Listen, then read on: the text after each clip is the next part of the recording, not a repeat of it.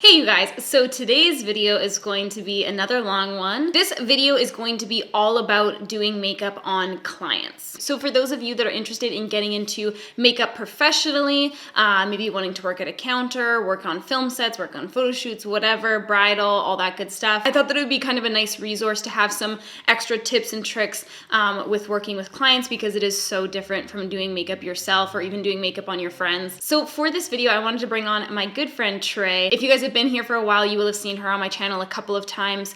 Trey was my old teacher in makeup school. So although I am professionally trained in makeup and I've worked as a makeup artist before, but because I've been doing this job for so long now, I just wanted to bring on somebody who's still currently working as a makeup artist. So Trey is going to be doing my makeup and walking you through some little things to just think about when you're working on clients. Let's jump into it. Today, the video is about applying makeup on a client, which I think this is great that you're doing this because a lot of times, I guess influencers, makeup artists on Instagram, they're doing makeup on themselves, and I find if you're venturing into offering services professionally, there are a few things that you might want to take note of. I just want to say, if there are certain things that I say here, they're just tips only, so if they don't work for you, that's okay. With clients, sometimes what I'll do is, I'll always have moisturizer, all the facial skincare. With the skincare, I know a lot of people have a certain skincare for themselves. If you want to do this professionally, I say have a lot of skincare, a variety available in case someone is allergic to a particular product, or if Different skin concerns. Different skin concerns. We have your moisturizer and moisturizer on you and your skin cleaned. So if clients have that preference and they're more than open to doing that themselves, then awesome. What I'm gonna do is go in with concealer. Yeah, that's normally what I do. Lots of stick concealers, cream concealers, concealers with a wand. I see a lot of people, or even myself, if it's a personal use, I'll go right in and put it on my skin. If you guys are working on a client, you definitely want to decant your product or pick it out with a spatula, something like this. This one here is double-ended. Then we can make sure everything is no bacteria is getting transferred. Okay, so I normally start with concealer. Doesn't really matter though, you can do anything you like. I think I'm gonna do, what I normally do for a for my cast, nice and natural. Oh, okay, here's the thing also. Working on clients, you gotta work fast. This is different because I'm stopping and I'm talking, but when I'm on set, I just go for it. I do the makeup, and I find that that's one thing that people maybe don't realize, because when you're at home, you have the luxury of all the time in the world to perfect everything. Time is money. Yeah, time is money, and you just want to get it down fast because there's so much more time for, let's say you're doing a bridal makeup, you don't want to schedule it so early because weddings, ceremonies, all of that jazz, it starts so early already. So if you were to eat into the time when the photographer is supposed to come and document everything, putting on the dress and all of that, that wouldn't look good. Or if you were behind for a photo shoot, you need to make sure you work within that short amount of time. And if it's hourly pay, then for every hour you need that cast, let's say on a film set, then they're going to have to charge for that time, and then less shooting time. All right, so I'm just going to throw a little bit of concealer on here as well, just whatever's remaining. When I'm working on the eyes, I always make sure that I'm nice and light. Does this feel okay for you? It feels great. I find that, we can be a lot rougher on ourselves, and, we get used to that touch. But when we're working on a client, we have to make sure we're not pressing really hard into the skin, especially around the eye area, because that could be very sensitive. And there's quite thin skin there as well, on the eyelid and underneath the eye. All right, so I'm just gonna do a little bit of setting now, because I know within a short amount of time, some people start to crease. Tracy is eyeing at the fact that I have no foundation that actually matches my skin. That's okay. That's okay. No. I like this because it's adjusting your tone to what you like, and it's got a little bit of olive in it, so that will neutralize any kind of blushiness. No, this is great. This foundation color is good.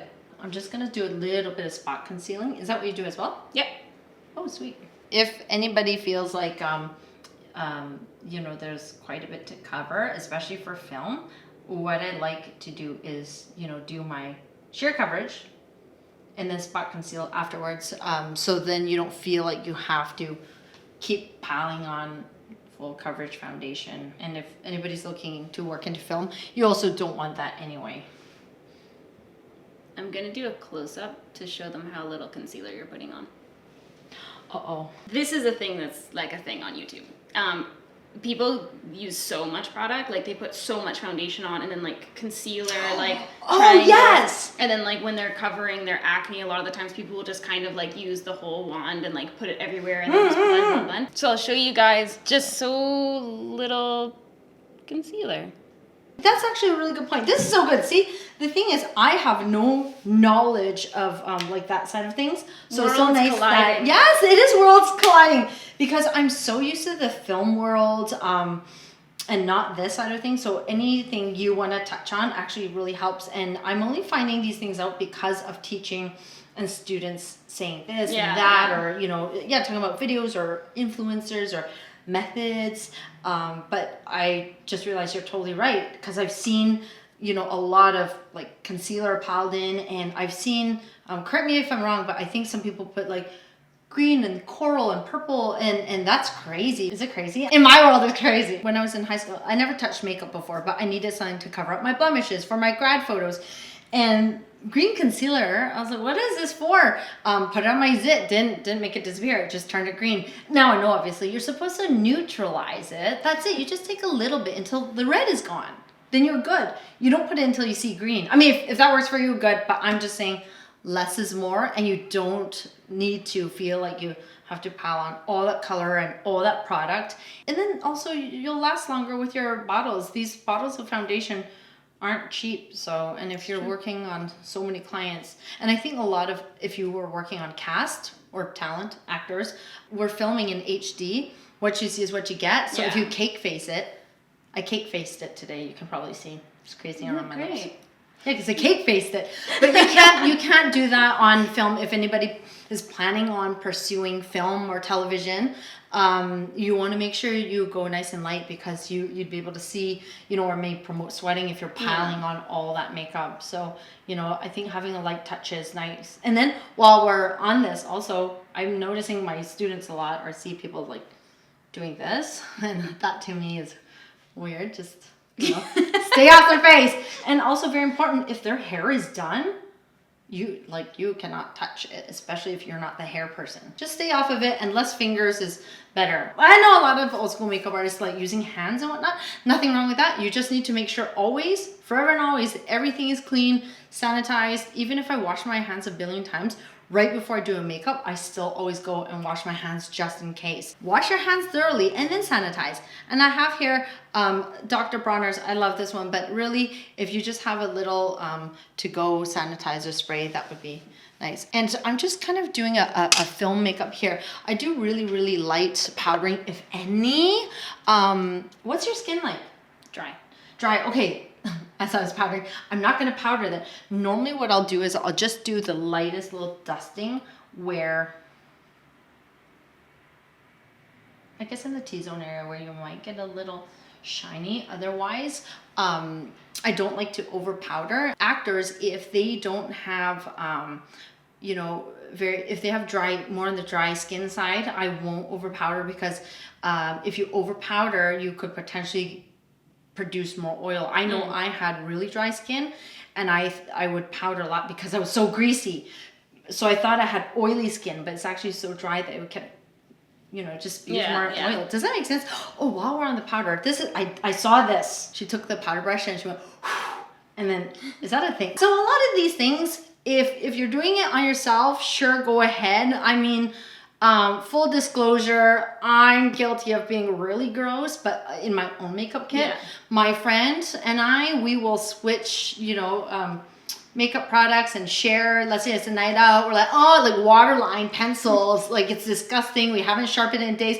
It dropped on the bathroom floor. We'll pick it up and, oh, do you need some? Yes. Okay. Like we don't care, but we would never do that on a client. Where were we? Okay. Brow product. What do you normally use for brows? This is nice. Yeah. No, this is all that I need. I like this little duo color here.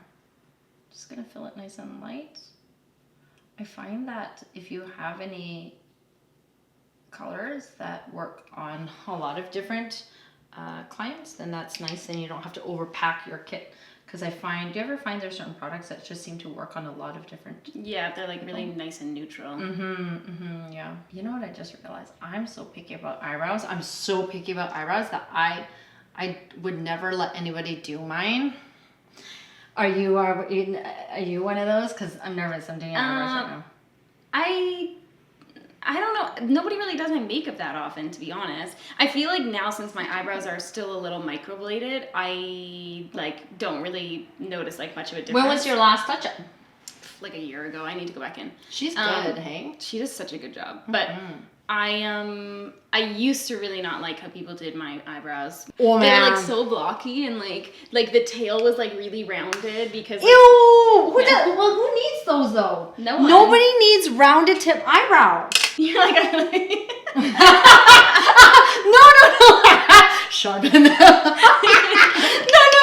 It's because, okay, here's the thing. Also, because we're doing a video, I'm standing on this side. But normally if I'm working on a client, I'm directly in front of them so I can see everything. And actually what I got rid of, I really liked. I'm going to throw that back in there. Jeez. Okay. I wanted you to just quickly see. Let me know what you think about your eyebrows. Okay. Oh, here. Having a little compact mirror at your station is good. Yeah, Then people can great. check out. You like it? yes, very nice and natural. What about your base? Is that okay? Perfect. I can't be doing your makeup. This is crazy. You're doing great. Really Don't smart. doubt your skills. I know, but this is now going to be on there forever, and then people watch, and then they'll be like, look at her. That's what we do. People come to my videos specifically to bully you. Okay. Also, my accent? What? Okay, what do you mean?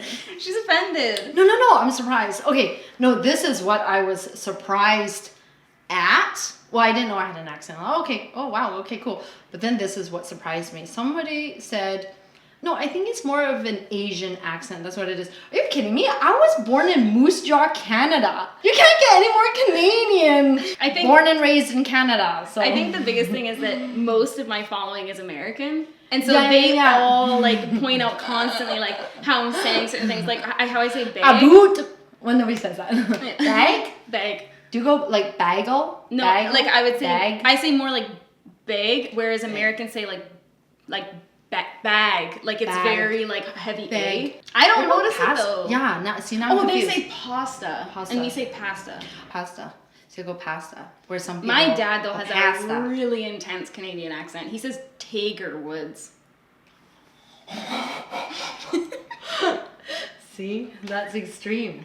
It I is. think that's more of an Asian accent. You don't blend with that brush. Did you? Wow. Yeah. You're How else so would you know? organized. Yeah. She has little. Wow. Yeah. Scripture. Because scripture, the thing is, you know, for continuity, if you if you let's say I use Era on a talent, and then I'm filming with them every single day, and I'm working on a bunch of people I might not remember, so I take notes.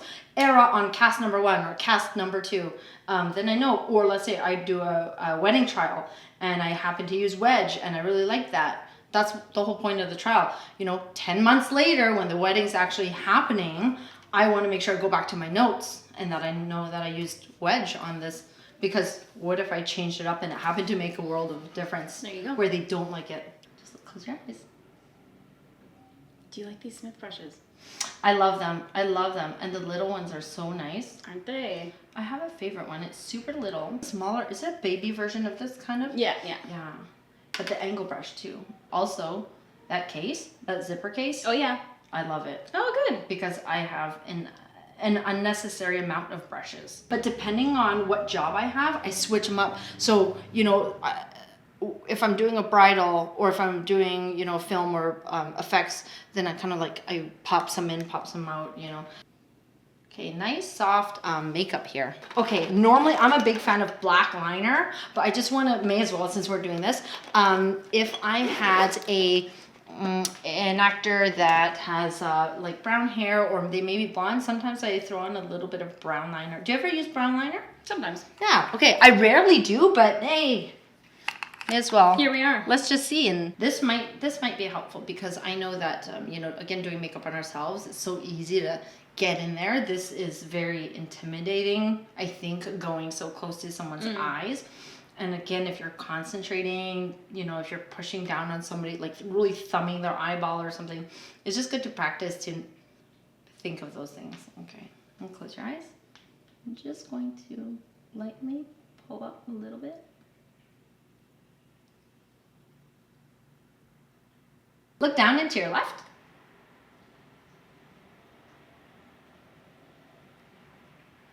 And to your right.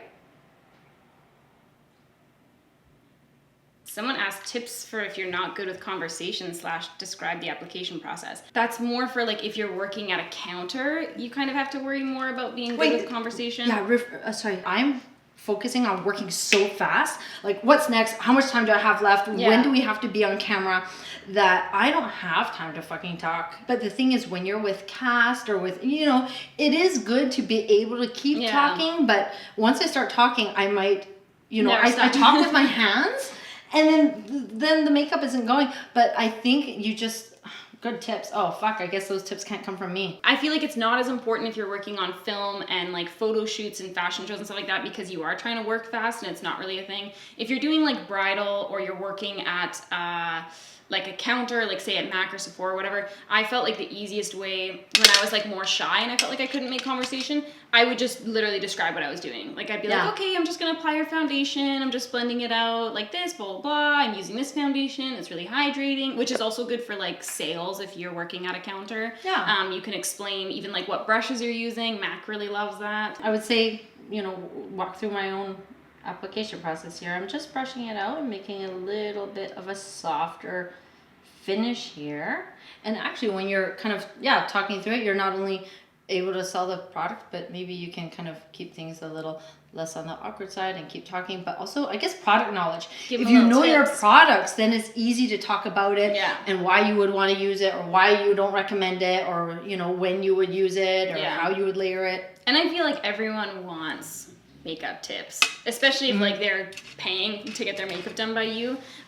A lot of people, like once you start talking about the application, they'll just be asking you makeup questions and hopefully you can kind of like go back and forth that way. Oh, someone said, how do you become extroverted when trying to talk to sell to clients as an introvert? Like buddy products is a really good sale technique. So like let's say someone comes in for a lipstick and they're like, oh yeah, I wanted whatever, Ruby Woo. You could be like, did you need a lip liner with that? Like that's a really good way to kind of like, again, like segue into talking about makeup application tips, other products you can recommend for them, especially if you're wanting to work in sales. Buddy products, I love that term. Yeah.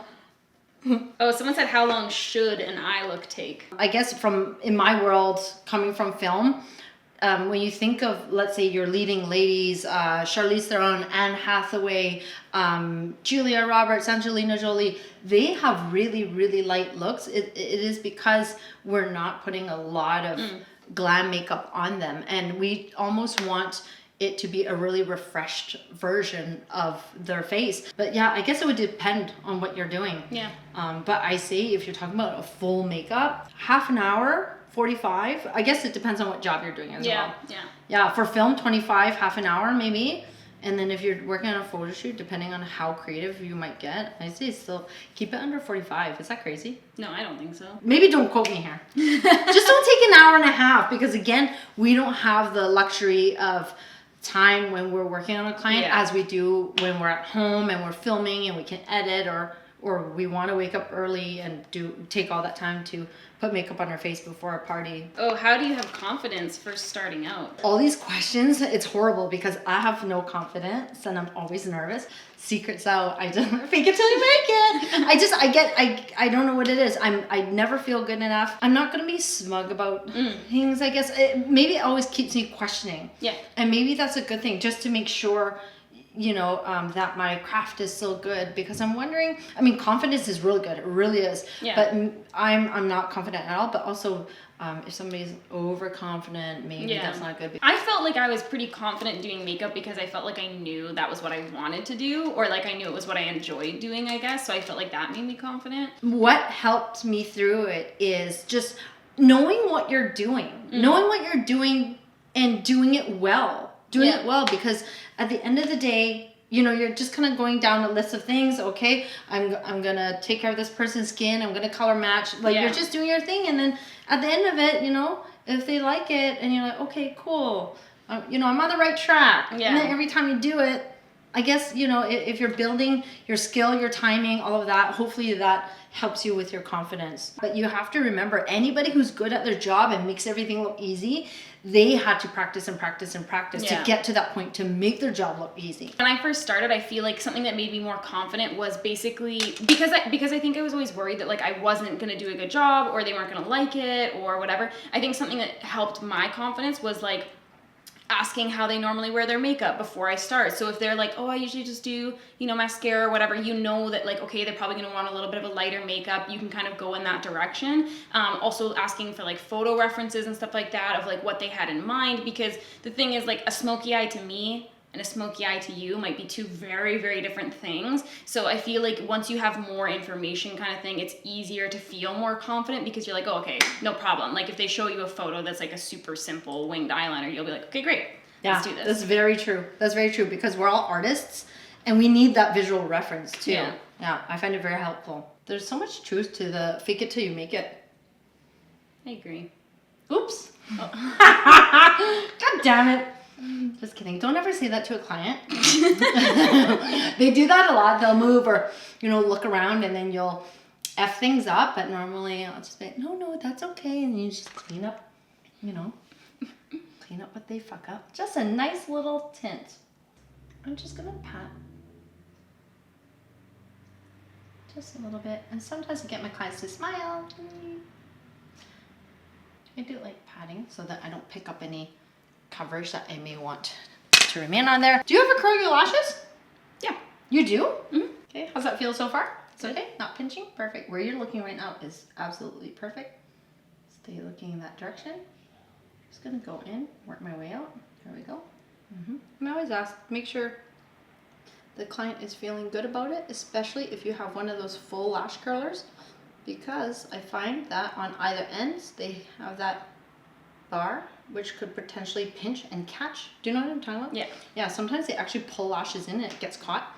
And I've seen people even pinch the lid as well. So then that could potentially be very painful. So I always make sure that feels okay before I squeeze down. I think as well, when you're like working like really tight to the eye, like let's say you're doing like tight lining or like right underneath and stuff like that, I think it's like important to just like step back and let them blink and chill for a second, because I see a lot of, I feel like when I worked on like photo shoots and stuff, I'd see people going like this and just going, and the model would be like this. Like liner, like waterline. Yeah. And you can see them struggling. Yeah, and I think it's just, even if you're just like stepping away to kind of pretend to like dip back into the eyeshadow. Absolutely. Or whatever, just like a couple seconds to kind of let them chill. Yeah, just a little break, and pretending to do whatever just so they don't feel bad. Or sometimes they'll say, okay, you can blink it out, or because sometimes they need to. Mascara time.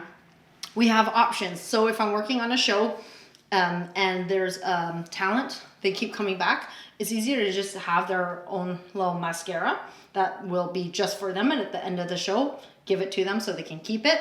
Or what you can do is it's very important to make sure you guys have disposables, obviously. But even with disposables, somebody was telling me this, that they saw somebody using a disposable on set, but they were still double dipping. Yeah. So I feel like the intentions are there, like they mean well, they're almost there, not quite. You still can't double dip with a disposable. You gotta decant your stuff. If you need to go back in, throw it away, grab a new mascara wand. That being said, do you have your own mascara that you like to use? I do. Just scraping the excess out so I can slowly build up. And sometimes what I'll do is I'll even take a tissue and I'll roll off the clumps on the end so it doesn't end up on the lash. Chin and look down. Oops, that was my stomach. Oh. This was something that you always talked to us about. Was it you? Maybe. Tell me and then I'll say if it was me. Okay. Even though I have the worst memory ever. When we were in makeup school, we were really encouraged to not ask models to like do weird shit with their lips. Like, okay, open your mouth like this, like this, or like whatever. Like, but rather to like get them to close their mouth and go like this. Oh, if you need to get in there. It might have been me. I don't know, but that is my technique. Instead of getting them to do that, I do just kind of perk it up a little bit and I do the corners because a lot of the times when you're working on clients, if you're asking them to do something weird with their lips, they're going to be like this. Trembling. Yeah. Because they can't just keep still. So it's easier for them to just close their mouth, I find. And get in. I agree. And whatever their mouth is doing, it might be not the right shape. Let's say, especially when you're doing a dark lip, you can see every little stroke. If something lines up this way and they relax and it gets tucked in and it's a different shape, I mean, it could get altered anyway. There we go. Natural Sam. This is me if I was on a film set. So that was the little tutorial. Hopefully that was helpful for you guys. Thank you again to Tracy for coming on my channel. It's always a delight. As I was editing the footage, I just thought of a few extra tips. And by a few extra tips, I mean 4 pages of tips. But I wanted to toss them in here in the end just in case so that you guys have, you know, just as much information as you can possibly have. Some of these might be a little bit repetitive, but you know, just really gonna drill it into your mind. First and foremost is very important, and that's to never make your client feel uncomfortable. And I think just getting really used to having very specific wording, putting things as gently as you can, trying to word things in a way that is less kind of invasive. And by that I mean you don't have to point out any flaws that your client may have. Every now and again, when I was working on set, I would hear makeup artists, you know, talking about their client's acne or whatever, or saying like, God, you have a lot of redness. Like it just stuff like that. I mean, obviously this person is going to be aware of what they look like. And I think that having your makeup done can be quite uncomfortable sometimes. And even more so if your artist is not being, you know, kind and respectful. I know when I first started, I was a little bit uncomfortable, kind of focusing too much on problem areas, so to speak. So let's say my client had a bunch of redness or, you know, acne or discoloration underneath the eyes, around the mouth, whatever kind of thing. I wanted to get it covered, but I always felt uncomfortable, like I was spending too much time in that area and like I would make my client kind of uncomfortable. I found the easiest way to navigate that was to just basically let them know what I was doing. I would just say things like just going in and doing some color correcting here, just stuff like that to make your client know that like you're taking care of the situation. Another thing is to get used to directing your client if you need to. So for instance, when you guys saw Trey doing my eyeliner towards my inner corner and she told me to look down and over to the left, stuff like that helps you get in a little bit tighter to that inner corner. And even just things like turning your client's face towards the light and stuff like that. Sometimes people are a little bit uncomfortable directing their client like that, but if it's going to make the makeup turn out better, then by all means. Another thing to really be diligent about is having hand sanitizer within reach, and always just remember to re-sanitize if you're touching your own face, you know, like rubbing your hair out of the way, stuff like that, just to make your client feel more comfortable, because again, you are very much in their personal space, and if they happen to be a germaphobe, it's going to just kind of put them at ease. I also really recommend to always start light with your makeup and build up rather than just jumping in full force with whatever you're planning on doing. It's a lot easier to add to a look rather than to have to take it down, or worse, take it off and start over. And if you're ever feeling unsure about the makeup, if it's light enough, if it's dark enough, you can always ask your client to take a quick look in the mirror and just ask them what they think. On that note, just to kind of build your own confidence in a look as well as the confidence of your client, it's always great to ask a few questions before you start their makeup. So I usually always started my makeup with just asking my client, like, what kind of look are you going for today? And they would be like, I'm looking for some smoky Kim Kardashian, blah, blah, blah, whatever. And then if I wanted a little bit more direction, I would sometimes ask if they had a reference photo. And a lot of the times the reference photo that they pull up is completely different from what they were originally kind of communicating to you. If someone sits down in your chair and they have absolutely no idea what they want, like let's say they're a bridesmaid and they're like, oh, just, just brown, whatever, and you just have no direction whatsoever, a really great way to kind of figure out more so what that client might be looking for is to ask them what makeup they wear day to day. If they say like, oh, I wear winged eyeliner and red lipstick and contour and whatever, then you know that they might gravitate towards maybe something a little bit more glamorous. And if there's somebody that's just like, yeah, I wear mascara and lip balm, then you know to maybe tone it down a little bit and do something a little bit lighter and softer. It's also always great to ask about any kind of preferences at the beginning rather than just doing what you normally would do or what you would want. So things like, do you like dewy skin or matte, full coverage or sheer, whatever. Another thing you want to make sure to do every time before you even start touching the client's face is ask if they have any allergies, especially latex. If you have any kind of eyelash glue that has latex in it, that's a common allergy. And you should be kind of aware of what kind of ingredients are in your products. If you have a client that sits down in your chair and throws out some random fucking word and you're like, oh, I have no idea what that is, just give it a quick look online just to be sure. Make sure that it's not something that's in any of your products. You'd just rather be safe than sorry. A lot of the times if someone has a severe allergy, they will mention it first, but it's just always good to do your due diligence in case they just assume that you know. On that note, it is completely worthwhile to have products that don't have any fragrance in them, as well as to have some cruelty-free and even vegan options. More and more consumers are becoming conscious of things like that, and it's just nice to be able to have that stuff ready to go, just in case you have a client that sits down in your chair and just says, oh, I only use cruelty-free makeup or I only use vegan. It's nice to be able to just be like, no problem, and have those things on hand and pull it out. I just wanted to give a couple quick tips for working on mature clients. This is something that a lot of people are really uncomfortable with and not very well versed in. And in fact, a lot of artists try to avoid it, I've found. If you are working at a counter, it is such a good experience to work on a range of skin tones, skin types, and ages. The biggest thing with mature skin is that less is more. You do not want to be piling on product like you would on a 20-year-old. It's just going to emphasize any texture and fine lines that may be on the skin. And another thing to usually avoid is anything with a really shimmery texture to it, especially on the lids. That shimmer can really emphasize any kind of texture. And as a highlight as well, any kind of really powdery, shimmery highlights, I just personally wouldn't recommend on mature skin. It's just too intense and it just serves to emphasize texture a lot of the time. If anything, you can always pack a really nice cream highlight that has more of a sheen to it rather than a glitter or pearlescent effect. And segueing from that, don't ever be afraid to do what you have to do. If you are working on a mature client and you need to get in tight to the lash line and you really have to kind of lift their brow or whatever, do what you have to do to make the makeup look good. I wanted to touch on this next point just because we are so much in the world of social media. If you're building your portfolio and you want to be taking pictures of your clients, please make sure to always ask your client if they are okay with their picture being taken, as well as if they are okay with that picture being posted online. Some people are very private and you just want to be conscious of that and make sure that you're not disrespecting your client's privacy. Another big one is to always make sure you're showing up on time and make sure that you're leaving yourself like 15 minutes at the beginning, 15 minutes at the end to kind of set up your station,